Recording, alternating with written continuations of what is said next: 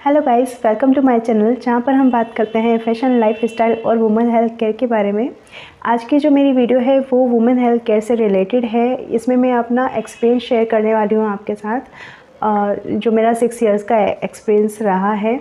तो प्रेगनेंसी जब भी गेन करनी होती है तब बहुत सारी स्टेप्स को फॉलो करना पड़ता है। उसी स्टेप्स के अकॉर्डिंग स्टेप बाय स्टेप अगर चलते हैं तो अच्छा रिज़ल्ट मिलता है और बॉडी को ज़्यादा हार्म भी नहीं होता। बट कई बार ऐसा होता है कि अगर प्रेगनेंसी गेन नहीं हो पाती है तो डायरेक्ट एक बड़े स्टेप्स की तरफ जाने को डॉक्टर्स भी बोल देते हैं और हमें भी पूरी इन्फॉर्मेशन नहीं होने की वजह से हम भी उस चीज़ को एग्री कर जाते हैं। बट ऐसा नहीं करना चाहिए, क्योंकि जो स्टेप्स हैं हो सकता है एक छोटे प्रोसीजर में ही आपको हेल्प मिल जाए और आप इजीली कंसीव कर सकें। इतने बड़े ट्रीटमेंट होते हैं उनको करने में आपका मेंटली स्ट्रेस बढ़ जाता है, कॉस्ट भी बढ़ जाती है, अदर फैक्टर्स भी बहुत ज़्यादा इफ़ेक्ट करते हैं। तो उससे बेटर है कि आप स्टेप बाय स्टेप चलें। मैं यहाँ पर ओनली आपसे स्टेप्स के बारे में बात करूँगी। अगर आपको उनके बारे में फुल इन्फॉर्मेशन चाहिए तो आप मुझे कमेंट कर सकते हैं। तो आज की वीडियो स्टार्ट करते हैं और मेरे चैनल को सब्सक्राइब करना बिल्कुल मत भूलिए। जो भी इस चैनल पे नए हैं प्लीज़ मेरे चैनल को सब्सक्राइब कर लीजिए। जो मैं स्टेप आपको बताऊंगी उनके अकॉर्डिंग ही ट्रीटमेंट किया जाए तो बहुत अच्छा रहता है। और प्रेगनेंसी गेन करने में थोड़ा पेशेंस रखने की बहुत ज़्यादा ज़रूरत होती है। एकदम से कुछ भी चीज़ यूँ ही नहीं आ जाती है, क्योंकि उसको प्रोसेस होने में टाइम लगता है। सबसे पहली जो फर्स्ट स्टेप्स आती है जब आपको प्रिपेयर होते हैं कि आपको बेबी प्लान करना है, और एक बार अगर आप बेबी प्लान करने की तरफ आ जाते हैं तो नॉर्मल सी बात है, आपको नॉर्मल तरीके से जो नेचुरल प्रोसेस होता है उसके अकॉर्डिंग आपको ट्राई करना होता है। तो एटलीस्ट आप 6 to 7 मंथ तक नॉर्मल ट्राई कीजिए। अगर कंसीव हो जाता है तो आपकी जर्नी वहीं पे एंड हो जाती है, आपकी प्रेगनेंसी फिर स्टार्ट हो जाएगी। अगर उसमें आपको डिले हो रहा है या फिर आपकी प्रेगनेंसी पॉजिटिव नहीं आ रही है तो नेक्स्ट स्टेप की तरफ जाना चाहिए, जो कि है कि आपको डॉक्टर को दिखाना चाहिए, आपको चेकअप कराना चाहिए एक अच्छे गायनोलॉजिस्ट से। और कुछ वो ब्लड टेस्ट कर सकते हैं या फिर आपकी बॉडी से रिलेटेड कुछ टेस्ट कर सकते हैं। तो अल्ट्रासाउंड होता है जिससे वो पता लगा सकते हैं कहीं पे कुछ प्रॉब्लम है या नहीं है। और मेनली जो पीरियड्स का साइकिल होता है उसके बारे में आपको इन्फॉर्मेशन दे सकते हैं। अगर आपको नहीं पता है तो वो भी इन्फॉर्मेशन डॉक्टर्स आपको प्रोवाइड कर सकते हैं। तो उसके अकॉर्डिंग आपकी सेकेंड स्टेप पे जर्नी स्टार्ट हो जाती है। मान लीजिए आपको कोई भी प्रॉब्लम नहीं है तो फिर वो थर्ड स्टेप्स तो फिर वो फिर से हो सकता है आपको नॉर्मल ट्राई करने के लिए बोले और कुछ मेडिसिन आपको प्रोवाइड करें ताकि आपकी प्रेगनेंसी गेन होने में हेल्प हो सके। उसके बाद भी अगर नहीं हो पाता है तो फिर वो थर्ड स्टेप्स की तरफ जाते हैं, जिसमें नॉर्मली वो फॉलिकुलर मॉनिटरिंग जो रहता है उसको आपको सजेस्ट करते हैं। तो ये जो मैं पॉइंट्स आपको बता रही हूँ, अगर आपको इसकी फुल डिटेल चाहिए तो उसके लिए आप मुझे कमेंट ज़रूर कीजिए। तो मैं इस पर अलग से वीडियो बनाऊँगी, क्योंकि वो बहुत ही लेंथी प्रोसेस है और उसमें कितना क्या कॉस्ट आता है, किस टाइप से ये प्रोसीजर होती है, तो उन सब के बारे में एक ही वीडियो में मैं डिस्कस नहीं कर सकती हूँ। तो उसके लिए मैं नेक्स्ट वीडियो बनाऊँगी। तो फिर आता है फॉलिकुलर मॉनिटरिंग। अभी मैं ओनली टर्म्स आपको प्रोवाइड कर रही हूँ ताकि आप डॉक्टर से अगर ये चीज़ भी पूछते हैं तो आपको वो वहाँ पर फुल डिटेल बता सकते हैं कि आपको कैसे करना है।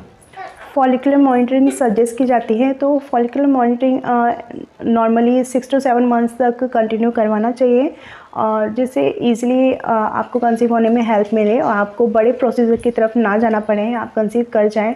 इस स्टेप में भी आपको कंसीव नहीं हो पाता है तो नेक्स्ट स्टेप की तरफ जाना पड़ता है, जिसमें डॉक्टर्स फिर से आपका थायराइड चेक, आपका पीसीओडी एंड पीसीओएस चेक किया जाता है। अगर यहाँ पर कोई भी प्रॉब्लम होती है या आपको ये प्रॉब्लम आती है कि आपको थायराइड है या फिर पीसीओडी की प्रॉब्लम है, तो उस अकॉर्डिंग फिर डॉक्टर आपका नेक्स्ट जो प्रोसीजर है वो स्टार्ट करते हैं और इस चीज़ को कंसिडर करते हुए वो आगे की जो आपके प्रोसेस है वो स्टार्ट करते हैं। तो कई बार ऐसा होता है कि एक मंथ में थायराइड चेक करवाया, उस टाइम पे आपको थायराइड नहीं है, बट उसके नेक्स्ट मंथ में जैसे आप चेक कराते हैं उसमें थायराइड आपको निकल सकती है। तो मंथली भी ये चेकअप अगर डॉक्टर कराना चाहें तो वो करवा सकते हैं। तो उसके लिए आपको प्रिपेयर रहना चाहिए, क्योंकि नॉर्मली थायराइड का हर मंथ में कभी भी वो हो सकती है, तो उसका कुछ भी फिक्स नहीं होता है कि आपने अगर इस मंथ कराइए तो आपके 6 इयर्स या 1 ईयर तक आपको थायराइड नहीं होगा।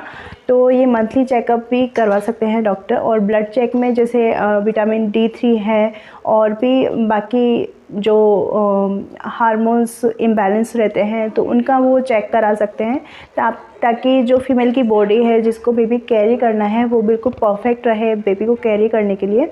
तो इसलिए ये सारे चेकअप कराए जाते हैं, डॉक्टर्स करवाते हैं। मान लीजिए अगर आप ये जो सारे टेस्ट करवाए जाते हैं उसमें आपको कोई प्रॉब्लम नहीं है तो नेक्स्ट स्टेप की तरफ ले जाया जाता है, जिसमें अभी तक जो भी चेकअप हुआ है वो वुमेन का हुआ है। अब होता है कि आपके पार्टनर जो मेल पर्सन है उनका सिर्फ एक ही टेस्ट होता है, वो करवा लेना बहुत ज़्यादा इम्पॉर्टेंट होता है। अगर उसमें कहीं दिक्कत है तो मेनली उस पर वर्क किया जाता है, उनको मेडिसिन वगैरह प्रोवाइड की जाती हैं, कुछ एक्सरसाइज बताई जाती हैं जिससे उनकी जो प्रॉब्लम है वो सॉल्व हो सके। तो उनका सीमन एनालिसिस करवाया जाता है, जिसमें काउंट वगैरह देखा जाता है कि जो शुक्राणु है उनका प्रॉपर काउंट है या नहीं है। तो उस अकॉर्डिंग अगर वो चीज़ भी सब परफेक्ट है तो आप नेक्स्ट स्टेप पे भी जा सकते हैं, या फिर डॉक्टर आपसे ही पूछते हैं कि आप किस चीज़ में कंफर्टेबल हैं। अगर आप फॉलिकुलर मॉनिटरिंग को कंटिन्यू करवाना चाहते हैं 1-2 महीने और आप उनको ट्राई करना चाहते हैं तो वो भी आप कर सकते हैं, या फिर आपको लगता है कि नहीं इनफ हो गया है, फॉलिकुलर मॉनिटरिंग से बात नहीं बन पा रही है, इस आपको फिर नेक्स्ट स्टेप पे जाना होता है, जो थोड़ी कॉस्टली भी होती है। और प्रोसेस बहुत ही सिंपल होता है, विदाउट एनी पेन होता है और काफ़ी इजी प्रोसेस होता है, बट उसमें टाइमिंग का बहुत ज़्यादा रोल होता है। सब चीज़ टाइम से होना बहुत ज़्यादा इम्पोर्टेंट है, नहीं तो पूरा ट्रीटमेंट फेल हो जाता है।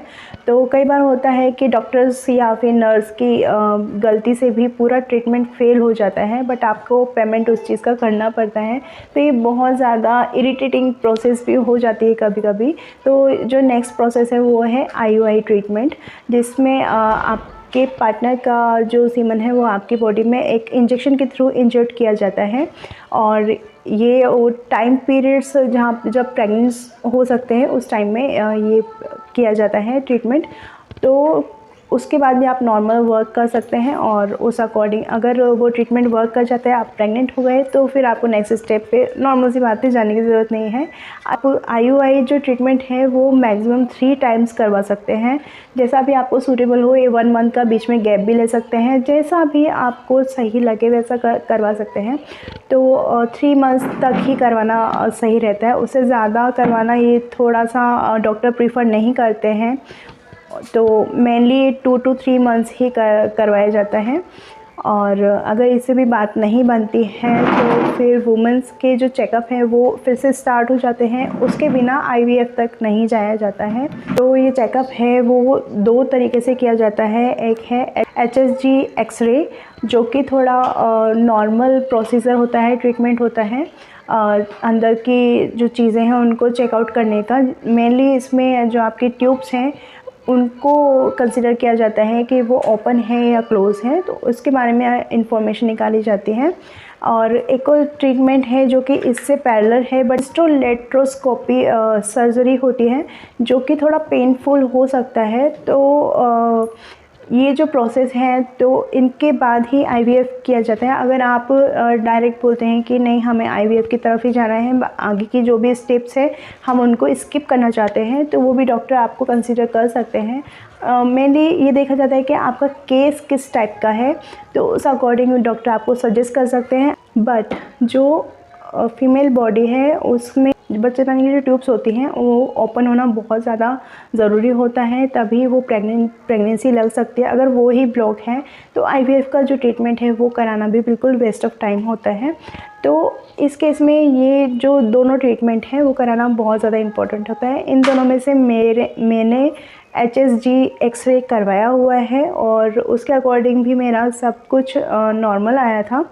और अगर ये सब चीज़ें नॉर्मल रहती हैं, ट्रीटमेंट आपके नॉर्मल रहते हैं, जो आपके टेस्ट हुए हैं वो नॉर्मल है, उनमें किसी भी तरह की प्रॉब्लम नहीं है, तो फिर आप IVF की तरफ जा सकते हैं। IVF में जो एग्स है और जो सीमन है वो दोनों ही आपकी बॉडी से बाहर निकाल के उनको फर्टिलेट किया जाता है, और फर्टिलेट होने के बाद वो आपकी बॉडी में इंजर्ट किए जाते हैं।